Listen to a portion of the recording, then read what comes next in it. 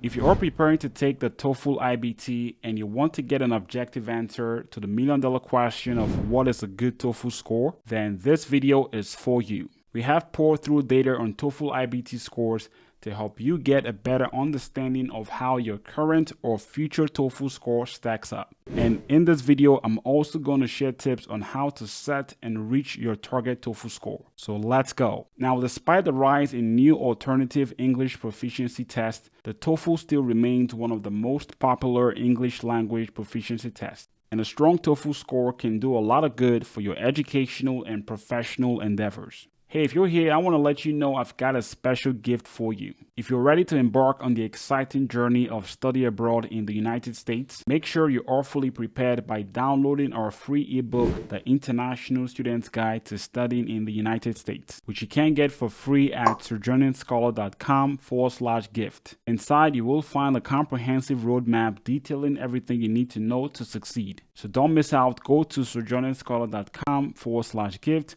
Also linked in the description section to download your copy today. Before we get into the discussion of average TOEFL IBT scores, let's first discuss how the TOEFL IBT is scored. The TOEFL IBT is scored on a scale from 0 to 120, with 120 being the highest possible score. The four main sections of the TOEFL IBT, reading, listening, speaking, and writing, are graded from a scale of 0 to 30.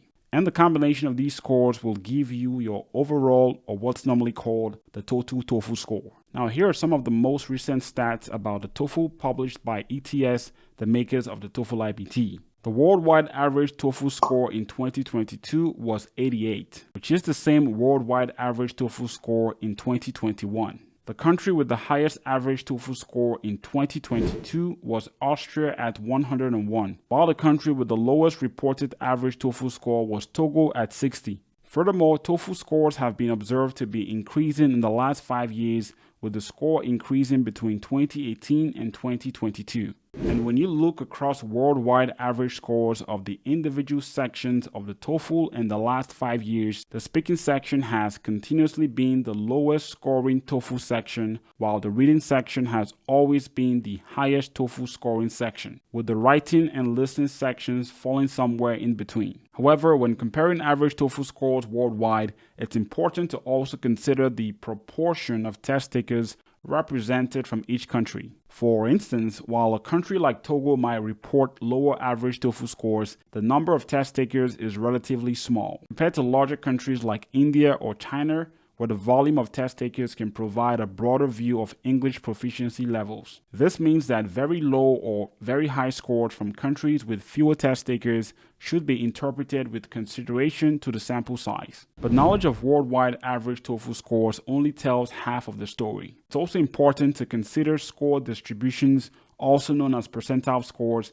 to get an accurate picture of where a TOEFL score falls relative to your competition. For example, in the year 2022, within the subset of TOEFL test takers who are applying for admission to universities around the world as undergraduate students, a total TOEFL score of 100 fell in the 70th percentile, meaning 30% of TOEFL test takers in the entire world scored higher than this number, while the same total TOEFL score of 100 within the subset of TOEFL test takers who were applying for admission to universities as graduate students fell in the 66th percentile, meaning 44% of TOEFL test takers in the entire world scored higher than this number.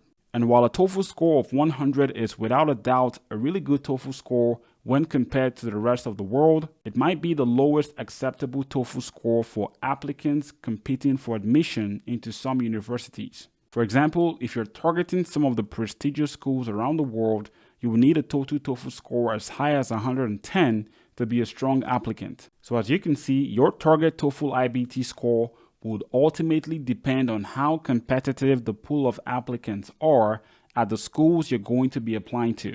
One of the best ways to find this information is to look at the English language proficiency requirements in the admission section of the school you're going to be targeting. On that webpage, you would find information about the required minimum TOEFL score according to the current year's admissions policy. So for example, if I was applying to, let's say, Harvard University's graduate school, I would find the required total TOEFL IBT score is set at a minimum of 104, with additional requirements that the minimum score on any section of the TOEFL IBT must be 26. Now that we have discussed how to determine a good TOEFL score, let's focus on strategies to actually improve your TOEFL IBT score to meet or exceed your target score. The first step in boosting your TOEFL IBT score is for sure to take an official practice test provided by ETS, the makers of the TOEFL IBT. This helps you understand your baseline score and exactly where you stand. ETS offers free TOEFL practice tests to give you an idea of the actual exam conditions, which is important for accurate preparation. It's also important to take this practice test under real test-taking conditions to perfectly simulate the experience. So try to find a quiet space where you're not going to be disturbed for about 2.5 hours and follow the exact time limits that are given on the real TOEFL IBT exam. How far off you are from your target TOEFL IBT score will determine how rigorous your TOEFL IBT prep will need to be. The next course of action is to identify the areas of the TOEFL where you're strong and conversely, the areas of the TOEFL where you're weak. And what we're going to do now is drill down, exclusively focusing on areas where we are the weakest. And we're going to do this by performing what we call targeted practice sets.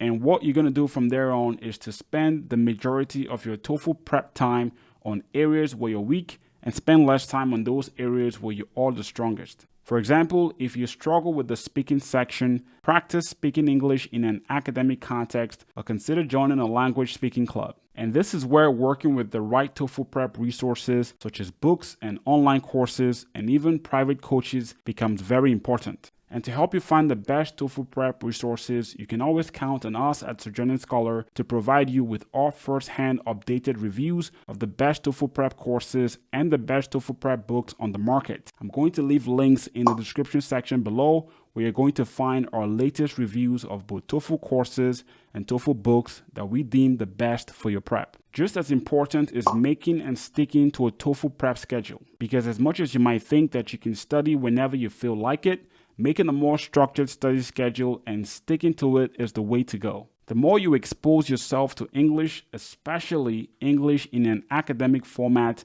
the more comfortable you're going to be preparing for the TOEFL IBT. It's also important to remember that while high TOEFL IBT scores can help set you apart from the competition, they're just one part of your application. Other information such as your cumulative GPA, your participation in extracurricular activities, letters of recommendation, statements of purpose, and personal essays play a key role as well. Hope you found this video helpful, and as always, best of luck on your TOEFL IBT prep.